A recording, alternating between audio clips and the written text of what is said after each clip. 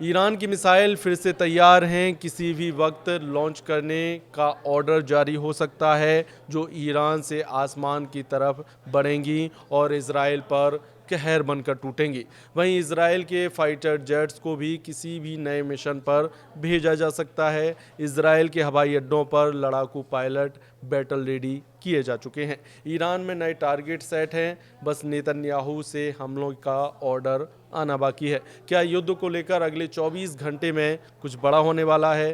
क्या 48 घंटे में नेतन्याहू कोई बड़ा फैसला करेंगे और 72 घंटे में ऑपरेशन तेहरान लॉन्च कर देंगे? ईरान और इजराइल के बीच अगले 100 घंटे बहुत अहम होने वाले हैं। ईरान पर हमला हुआ तो फिर दहलेगा तेल अवीव और हाइफा, या फिर ईरान पहले कर देगा इजराइल पर हमला। बारूद के ढेर पर बैठा पश्चिम एशिया युद्ध के दूसरे राउंड को लेकर डरा हुआ है, क्योंकि एक महीने पहले ही दुनिया ने युद्ध को तीसरे विश्व युद्ध के करीब देखा है और ये खौफ अब फिर उबाल ले रहा है। ये दोनों तस्वीरें इस वक्त दुनिया में युद्ध का नया सायरन फिर से बजा रही हैं, क्योंकि तेहरान में भारतीय दूतावास ने एक बहुत ज़रूरी सलाह जारी कर दी है। ये सलाह एक बड़ी वार्निंग बनकर आई है।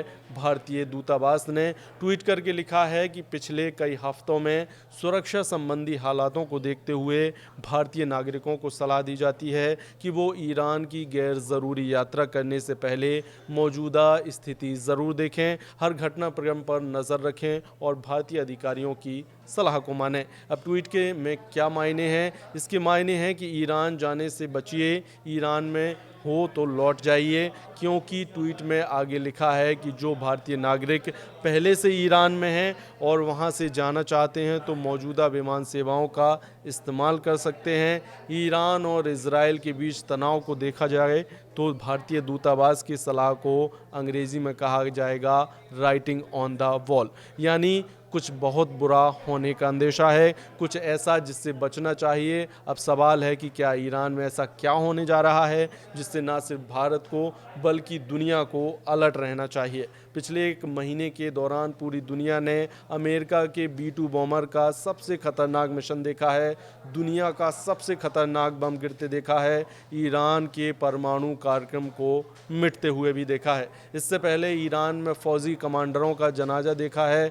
ईरान की मिलिट्री लीडरशिप को एक दिन में ही खत्म होते देखा गया है। लेकिन इस हमले के बाद ईरान का गुस्सा भी देखा गया है। खामनेई का गुस्सा मिसाइल बनकर इजराइल पर टूटा, इसलिए दुनिया ने इजराइल के शहरों पर ईरान की मिसाइलों को गिरते देखा है। तेल अवीव और हाइफा को जलते हुए देखा है। इजराइल के मिसाइल डिफेंस को फेल होते हुए भी देखा है। ईरान एक तरफ और दूसरी तरफ ट्रंप और नेतन्याहू की जोड़ी, जो मिलकर ईरान पर टूट पड़ी है। लेकिन 12 दिन चले युद्ध के बाद भी दोनों तरफ से सीज फायर कर दिया गया।